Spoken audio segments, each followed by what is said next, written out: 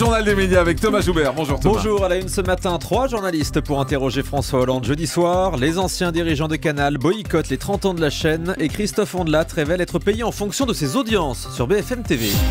Et on commence donc avec le programme de l'émission spéciale avec François Hollande jeudi soir sur TF1. En direct avec le président, on commencera à 20h30 pile et devrait se terminer aux alentours de 22h. L'émission commencera par un entretien intimiste mené par Thierry de Mézières, bien connu des téléspectateurs de 7 à 8 pour ses excellents portraits de la semaine. TF1 précise que le but sera d'éclairer la personnalité du chef de l'État, y compris sur les zones d'ombre depuis son élection. La deuxième séquence sera des questions-réponses avec des Français choisis par TF1. Et pour finir, un entretien plus classique mené par Gilles Boulot et Yves Calvi, qui représentera sa radio RTL sur TF1, alors qu'il est pourtant un des visages du service public. Le JDD précisait hier que l'émission se tiendra dans un décor minimaliste dans les studios de la Plaine-Saint-Denis. Voilà, on aura l'occasion de vous en reparler bien évidemment sur Europe 1. Je trouve ça incroyable, l'entretien intimiste. En début d'émission, on s'en fout de l'entretien intimiste en fait. On a envie de connaître sa politique et savoir ce qu'il va faire et pas du tout son intimité. Mais bref, on aura l'occasion d'en reparler dans les prochains jours. Ça fera débat, je pense.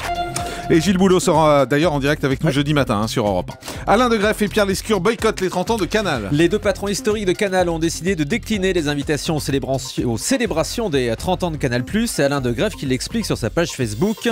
Bien sûr, ils m'ont invité, mais nous avons décidé avec Pierre de rester chez nous, écrit-il. Alain Degreff rappelle que l'actuelle direction de Canal a interdit la publication d'un livre sur les 30 ans de la chaîne, car trop élogieux sur les dirigeants de l'ancienne époque. Dans une interview au Monde ce week-end, Alain Degreff fustigeait déjà les nouveaux dirigeants du groupe.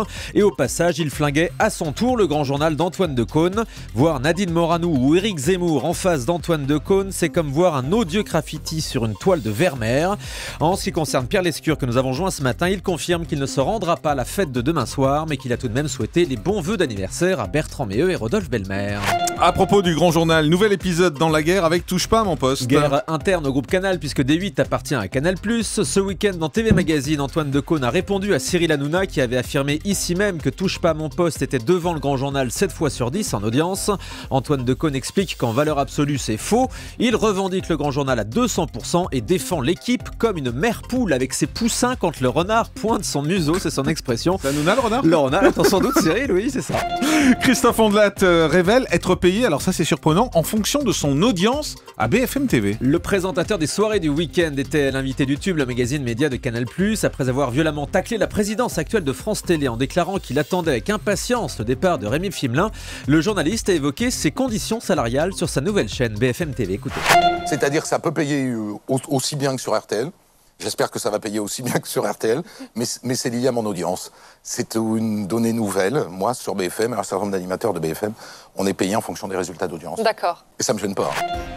Voilà, assez surprenant sur une chaîne d'info, en effet, d'être payé à l'audience. C'est la première fois que j'entends ça. C'est une prestation, merci pour le boum boum, ça marque bien. C'est une prestation qui a beaucoup fait parler ce week-end et que beaucoup de téléspectateurs n'ont pas comprise. La chanteuse Sia a chanté dos aux caméras samedi dans Danse avec les stars. Ah, prestation étonnante. On aurait dit Julie d'ailleurs de dos. Ouais, on a vu que la coiffure de la chanteuse de dos qui a un peu la même coiffure que vous. Mais Julie coiffée quoi. Ah d'accord. Ouais, qu'on voit pas souvent. Si, à la télé. C'est vrai. Très bien coiffée. Et donc on a vu cette coiffure de dos juste quelques secondes à la fin de la chanson. Certains se sont demandé donc si c'était bien la chanteuse. Alors Sia était bien présente sur le plateau, elle a bien chanté en direct en plus. Mais comme dans toutes ses apparitions télé, la star refuse en fait de montrer son visage. Lors de ses interviews, elle tourne même le dos aux journalistes et même procédé quand elle fait des photos avec ses fans. Et puis André Manoukian flingue Rising Star sur M6. Et le musicien n'y va pas par quatre chemins. Dans une interview à Closer, il déclare: le niveau des candidats n'est pas bon, les histoires larmoyantes sur les candidats ne sont plus dans les codes de la télé d'aujourd'hui. André Manoukian qu'on retrouvera bientôt dans le télécrochet concurrent de D8, Nouvelle Star. Ceci explique aussi cela. Effectivement. Le prochain quiz d'M6 sera consacré au permis de conduire. Karine Le Marchand et Stéphane Plaza enregistrent aujourd'hui le prochain numéro de Qu'est-ce que je sais vraiment. Parmi les invités, Isabelle Mergo, Valérie Beck, Titoff et Arnaud Ducret. Selon le Parisien, ils testeront leurs connaissances sur le permis de conduire. Les téléspectateurs pourront jouer au moment de la diffusion grâce à une application sur les téléphones et les tablettes.